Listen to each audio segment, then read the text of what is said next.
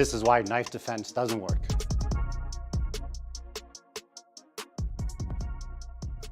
As I'm sure you know, there's a lot of knife defense out there that's garbage. The reason why that technique doesn't work that Kyle tried is when he came up at me, he's got the first part right, which I agree with.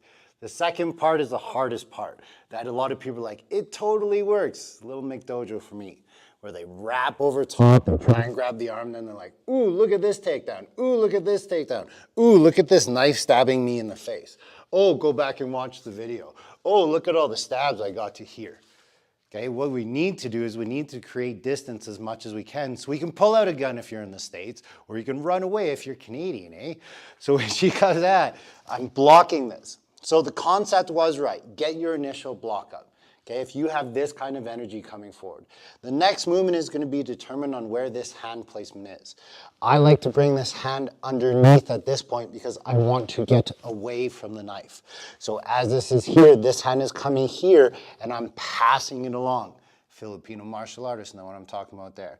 I'm keeping control of this so I know where he is. So if he tries to swing back at me, I can pivot off and try and get away as much as I can. So that's just one option. Option number two is if I see it come from a mile away, I actually put my right hand there to begin with. So I already start the deflection, already start the pass, and I'm trying to redirect it back into the person. If I hit their leg, great. But what I'm really looking for is them to move their leg out of the way because they're gonna stab their own leg. Again, that's giving me choices to be able to do something else. There's never a guarantee when it comes to this stuff. What I'm trying to do is get away.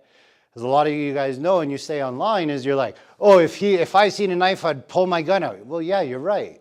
I'm not talking about that. I'm talking about the fact that somebody is already coming at you. It's just a psycho motion. They're just going to keep trying to repeat. If I do this and I block it, now I'm going strength for strength fight. We don't want that all the time. I want to be able to get out of the way. Do I need to use my hands? No. But it's a lot safer if you do. So again, if that comes in, if my right hand hits it, I'm passing it around. If my left hand hits it, I'm not going in, that's for sure. I'm coming under, passing, and again, trying to create the space to do whatever I need to do next. All the high-level Filipino martial artists out there are saying, well, when that person blocks, they're gonna wrap in, they're gonna cut your neck, and you're dead anyways. I'll give you a little trick for that. The second he goes to wrap in, you snake out as well. You may not get a disarm, but at least you can hit him. I happened to get the disarm there. That was lucky on my end.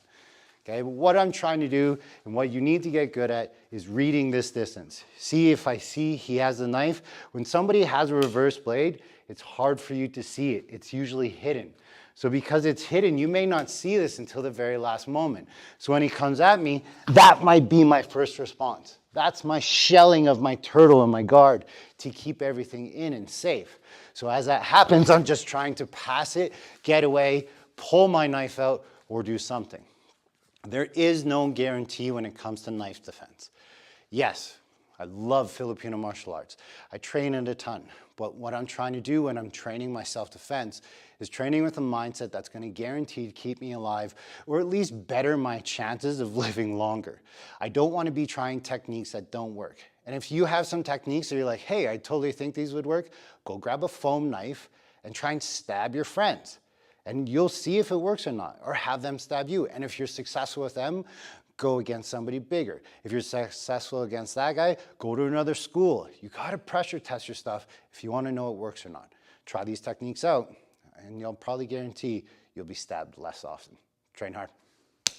Hey, what's going on? Way to make it to the end of the video. You're obviously very dedicated towards the learning of self-defense within your own self. So with that being said, if you want more information or if you want more things to train, I've had lots of people reach out and inquire like, how do I train with you, Kevin? How do I learn your system? My group classes are full. My private lessons are full, so unfortunately I don't have anything for the time being, but Buddha Brothers and I, a couple years ago, put together this fantastic digital seminar, and it literally goes through everything that you could probably think about. So with that being said, it's on buddhabrothers.com. Click the link below. Make sure to like and subscribe for all the major content that we're going to be putting out. And we're doing this free for you guys because we want you to build confidence, for you to feel safer on the street so that we can make this world a great place. But you got to train your ass off to get there. So keep up training. Good job.